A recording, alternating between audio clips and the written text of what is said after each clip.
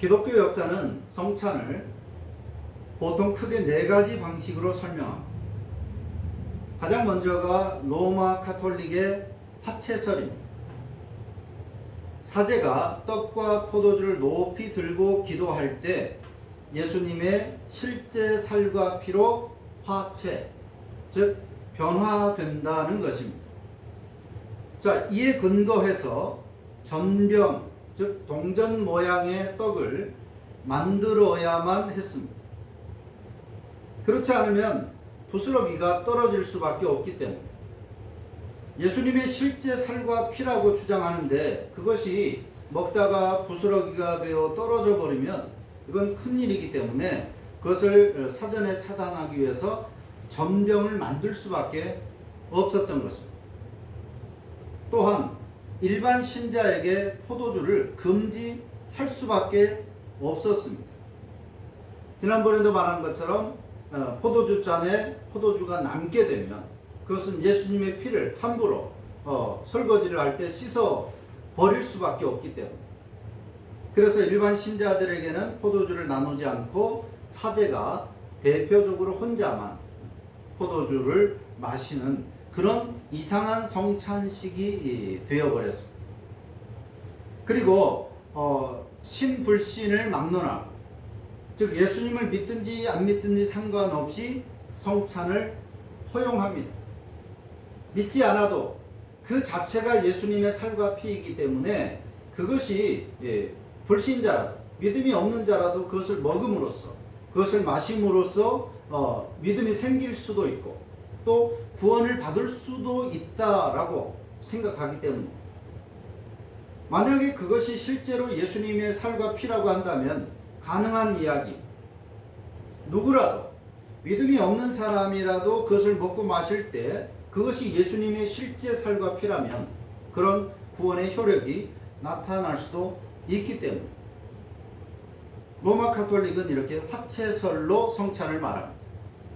두 번째로는 루터파의 공제설이라는 것이 있습니다. 실제 예수님의 살과 피가 되는 것은 아니지만 하늘에 계신 예수님께서 그 성찬식 때 임하신다. 하늘에 계신 분이 성찬식이 거행되는 그 예배당 안에 공동체 안에 내려오셔서 함께 하신다 라고 주장하는 성찬 설명 공제설. 그리고 개혁파 신학자인 쯔빙글리의 기념설이라는 것도 있습니다.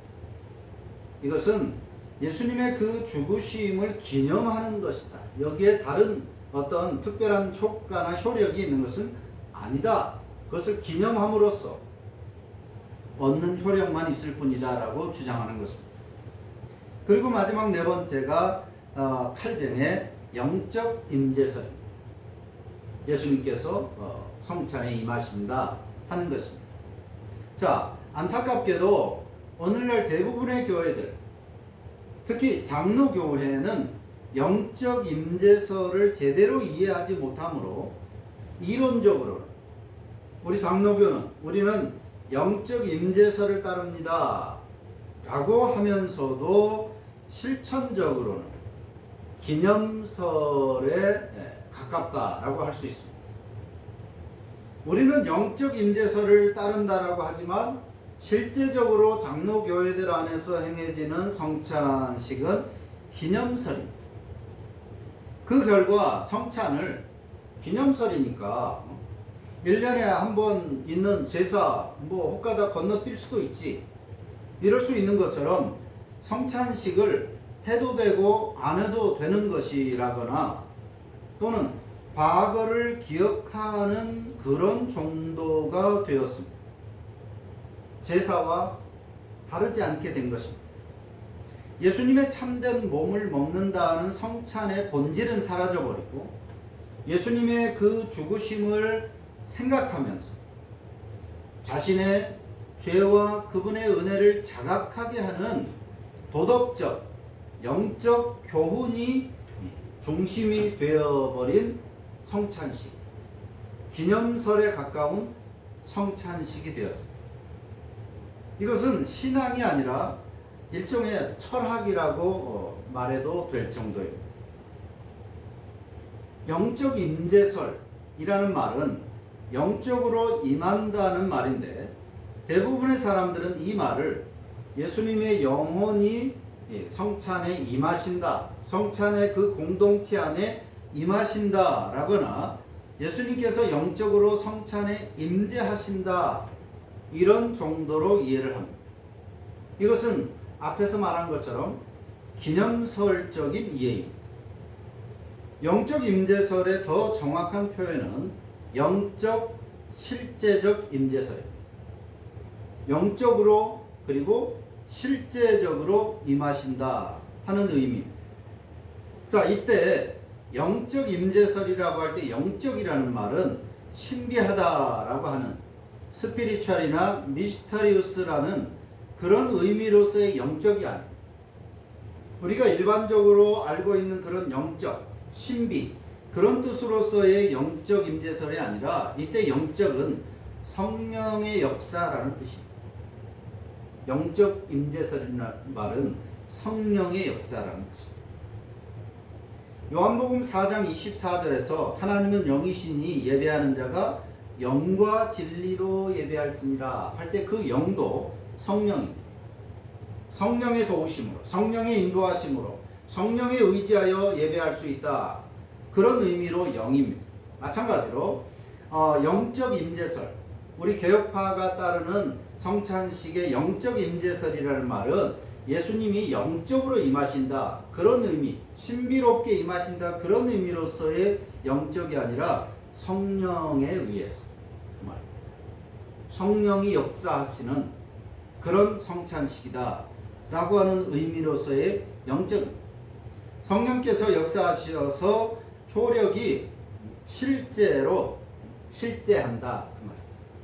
실제로 실제한다.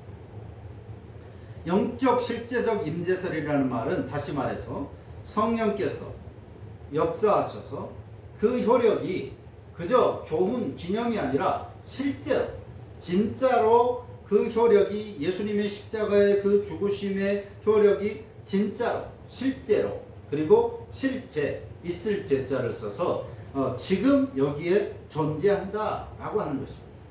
진짜로 그 효력이 지금 존재한다. 그런 의미로서 더 정확한 표현으로는 영적 실제적 임재설이라고 합니다. 성찬을 통해서 내가 예수님의 영혼이 아니라 예수님의 부활하신 몸과 또 그 피를 먹고 마시는 것, 이것은 내 몸이니 이것은 내 피니, 이 말씀은 내 몸과 즉 내 피와 같은 혹은 다름없는 상징하는 그런 의미가 아닙니다.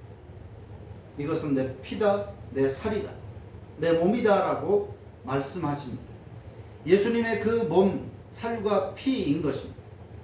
그런데 여기서 이제 다시 로마 카톨릭과 개혁신앙의 성찬에 대한 이해가 갈리게 됩니다.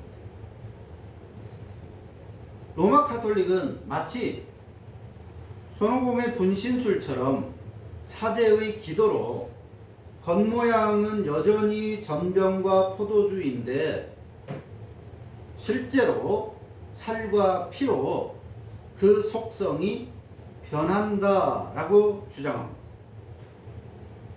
우리가 볼 때는 여전히 기도를 하든 안 하든 상관없이 전병이고 또 포도주 그대로인데 그들은 사제가 기도할 때 그 속성이 전병으로 보이지만 그 속성은 예수님의 살이고 포도주로 보이지만 사실은 예수님의 피라고 하는 것입니다. 자, 그렇다면 그 전병, 쉽게 말하면 우리식으로 표현하면 그 빵과 그 포도주는 엄청난 효력을 가진 것입니다. 겉모양이 그렇게 보이지만 실제로 예수님의 살과 피로 변한 것이라고 한다면 그것은 엄청난 것입니다. 그래서 과거에는 그것을 훔치기도 했었습니다.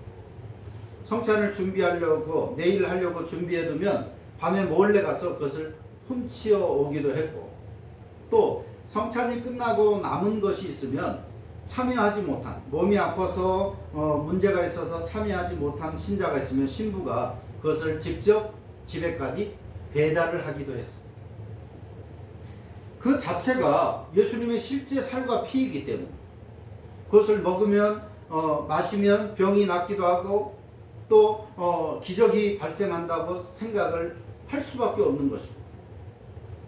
다른 어떤 사람이 아니라 예수님의, 하나님이신 예수님의 실제 살과 피라고 한다면 그런 효력이 있다고 믿을 수도 있는 것입니다. 그러나 개혁신앙에서 빵과 포도주는 그냥 빵과 포도주입니다. 목사가 그것을 놓고 기도를 할지라도, 성찬식이 시작되었다고 선포를 할지라도 그것은 빵이고 포도주입니다. 여기에 미신적인 요소가 전혀 들어있지 않습니다. 그런데 성찬식 때 성령에 의해서, 성령의 역사, 이것이 그래서 중요한 것입니다. 성령에 의해서 여전히 빵과 포도주인 그 매개체, 즉 성찬 예식을 통해서 나의 영혼이 천상으로 올려져서 주님의 식탁에 초대되는 것입니다. 루터의 공제설과도 여기서 이제 갈리는 것입니다.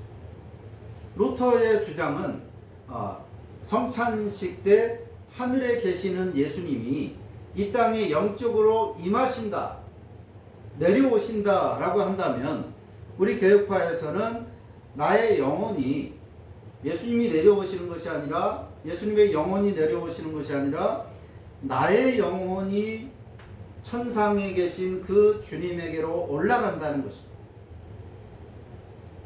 성령에 의해서. 거기서 예수님이 베푸신 만찬을 같이 먹고 마시는 것입니다. 그러면 어떻게 예수님을 먹고 마신다는 것인가? 실제로 예수님의 살을 뜯어먹고 피를 마시는 그런 식인의 개념은 아닙니다. 자, 이것을 설명할 때 오병이어의 기적을 듭니다. 오병이어의 기적은 5개의 떡과 2마리의 물고기를 한 소년이 바쳤는데 예수님께서 그것을 제자들에게 나눠주고 장정만 5,000명, 그러니까 10,000명, 20,000명이 될 수도 있는 그 수많은 군중들에게 떼어서 나눠주십니다. 그런데 12 제자들이 그것을 받아서 자기의 광주리에 받아서 사람들에게 나눠주고 또 와서 또 받아서 또 나눠주고 수십 번을 그렇게 왔다 갔다 하면서 나눠주었는데 여전히 오병이어는 그대로 있었습니다. 이것을 우리는 오병이어의 기적이라고 하죠. 분명히 5개의 떡이었고 2마리의 물고기밖에 없었는데 예수님께서 그것을 떼어주시니까 여전히 그대로 있다라고 하는 것이죠. 수만 명이 먹었는데도 불구하고. 그처럼 부활하신 예수님은 성찬식을 통해서 우리의 영혼을 천상의 식탁, 주님의 만찬상에 초대하시고 성령에 의해서 자신의 육체는 그대로인 채, 자신의 육체는 피는 그대로인 채 자신의 살과 피를 우리의 영혼을 위한 양식으로 나눠주신다는 것입니다. 우리의 개념으로는 이해할 수 없습니다. 오병이어도 사실은 이해할 수 없는 부분이죠. 어떻게 오병이어가 그대로 있는데 계속해서 수많은 사람들에게 나눠줄 수 있었겠는가? 그래서 기적이라고 말합니다. 그와 같이 우리가 천상에 우리의 영혼이 올라가서 예수님이 베푸신 그 만찬상 같이 식사를 하는데 그 식사는 예수님의 살과 피라고 하는데 예수님께서 그 살과 피를, 자신의 살과 피를 나눠주시는데 여전히 예수님은 그대로입니다. 그러나 그 살과 피를 먹고 마신 것과 같은 효력이 우리에게 임한다라고 하는 것이 우리 개혁파가 말하는 성찬식. 이것을 개혁화 신학자 칼뱅은 이렇게 비유했습니다. 태양은 지구상에 그 자체로 임하지 않지만 자신이 가지고 있는 빛을 지상에 있는 생명체에게 전달한다 그랬습니다. 즉 지상의 생물들은 태양 자체를 먹는 것은 아니지만 태양이 주는 빛을 먹게 됩니다. 태양의 에너지를 먹는 거예요. 태양은 그대로인 거예요. 태양이 주는 것을 먹는 것. 이처럼 예수님은 그대로 존재하시지만 그러나 신비롭게도 예수님께서 자신의 살과 피를 떼어 주실 때에 우리에게 그 효력이 미친다라고 하는 것입니다. 임한다. 신자들의 영혼은 예수님의 몸 자체를 먹지는 않지만 그 몸이 전달하는 영혼에 필요한 양식을 취하게 됩니다. 즉 성찬식에서 우리의 영혼이 지금 나와 실제 하시는, 나와 함께 하시는 주님의 몸을 진짜로 실제로 먹는다는 거죠. 실제로. 성찬 예식은 우리의 영혼이 주님의 살과 피를 먹는 매개체입니다. 실제로 예수님의 살과 피로 빵과 포도주가 변하는 것이 아니라 그 예식을 통하여서, 그 빵과 포도주를 통하여서 예수님과 더불어 하나가 된다라고 하는 것입니다. 그렇기 때문에 우리는 이것을 성찬을 은혜의 수단이라고 부르는 겁니다. 단지 기념하는, 예수님이 나를 위해서 죽으셨다, 감사하다, 그것을 기억함으로써 내 마음의 믿음이 성숙해지는 것이 아니라, 그런 기념의 의미가 아니라 실제로 실제한다는 것입니다. 실제로 성찬식에서 내가 먹은 것은 빵과 포도주지만 사실상 우리의 영혼은 예수님의 진짜 살과 피를 취한 것이고, 그럼으로써 우리의 영혼의 양식이 된다. 우리의 영혼이 살아갈 수 있고 건강하게 되는 수단이 된다는 것입니다. 그래서 성찬을 은혜의 수단, 말씀과 더불어서 은혜의 수단이라고 말하는 것입니다. 인간의 이해를 초월하는 것입니다. 인간의 이해로 설명될 수도 사실은 없는 것입니다. 근데 최대한 설명할 때, 성경이 우리에게 가르치는 바를 따라서 최대한 우리에게 설명할 때 태양의 에너지니 오병이어의 기적이니 이런 여러 가지 예를 통해서 설명할 수 있을 뿐이지만 완전하지는 않습니다. 그래서 이 성찬식을 통한 우리가 은혜를 입는 것은 신비로운 일인 것입니다. 자, 성찬은 예수님의 제사가 아니라 우리의 영혼을 위한 식탁이다, 이렇게 말할 수 있습니다. 우리의 몸은 땅에 있지만 성령에 의해서, 이것이 중요합니다. 성령에 의해서 우리의 영혼이 하늘에 올라 주님께서 주시는 생명의 양식을 먹는 시간, 이게 성찬식입니다. 주님의 몸이 이 땅에 임재하는 것이 아니라 내 영혼이 하늘로 들려 올라가 그리스도와 함께 하는 것으로 이해할 수 있다는 것입니다. 성령은 이렇게 우리의 삶에 열일을 하시는 분입니다. 지상의 교제가 아닙니다. 로마 가톨릭은 지상의 교제죠. 실제로 신부가 손에 들고 있는 그 빵과 포도주가 예수님의 살과 피가 됩니다. 이 땅에서 펼쳐지는 사건입니다. 루터의 공제설도 마찬가지죠. 예수님이 이 땅에 내려오셔서 이 지상에서 일이 펼쳐지는 것입니다. 그러나 지상의 교제가 아닙니다. 또는 과거 그때 그랬지, 그때 예수님이 십자가에 죽으셨지, 또 부활하셨지, 그것을 기억해서 거기서 어떤 유익을 얻는 기념설도 아닙니다. 우리 개혁신앙이 이해하는 성찬은 천상의 교제입니다. 우리의 영혼이 하늘로 올려져서 성찬식 때 천상에서 하나님 나라에서의 예수님과의 교제, 이것이 우리 개혁화 신앙의 성찬 이해입니다. 완전히 다른 것이죠. 기념설도 공제설이나 화채설도 다 땅에서 이루어지는 것이다 라고 말하는데, 우리의 성찬은 하늘에서 이루어지는 예수님과의 교제입니다.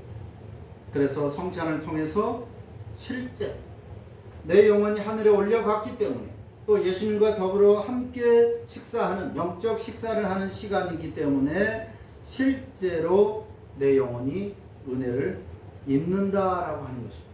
실제. 하나님은 당신의 백성이 은혜를 받아 누릴 수 있는 두 가지 방편을 주셨습니다. 그것은 곧 말씀과 성례입니다.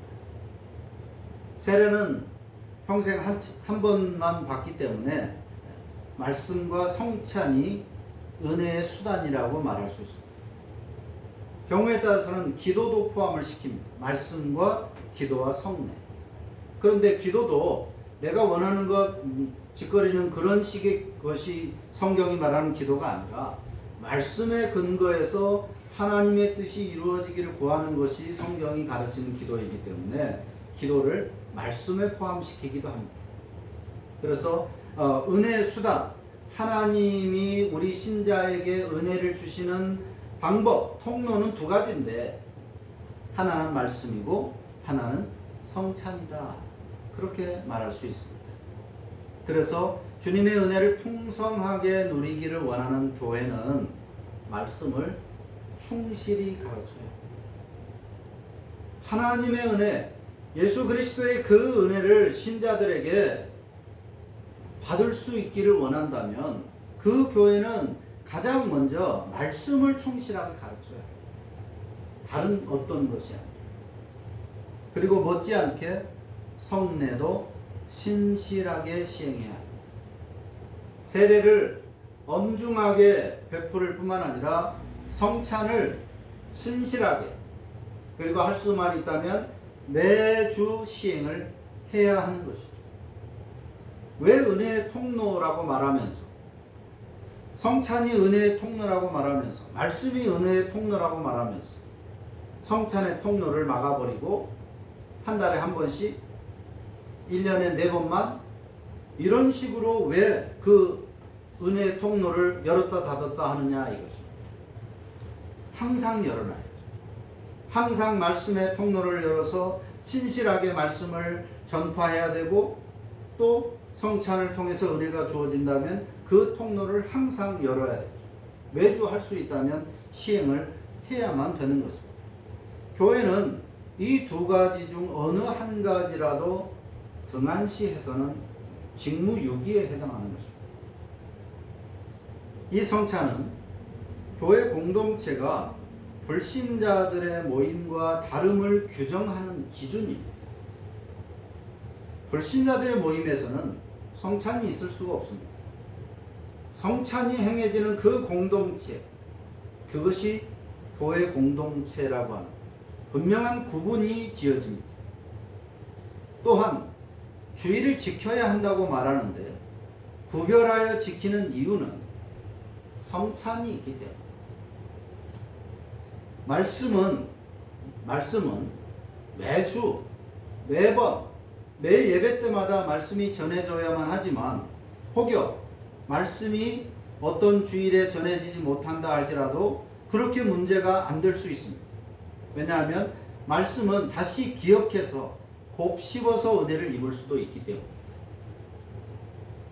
말씀을 전하지 못한다 할지라도, 그 주일에 말씀을 듣지 못했다 할지라도, 말씀은 어저께 들었던, 지난주에 들었던, 또 내가 성경을 읽음으로써 얼마든지 또 은혜를 떠올릴 수 있고 은혜를 입을 수도 있습니다.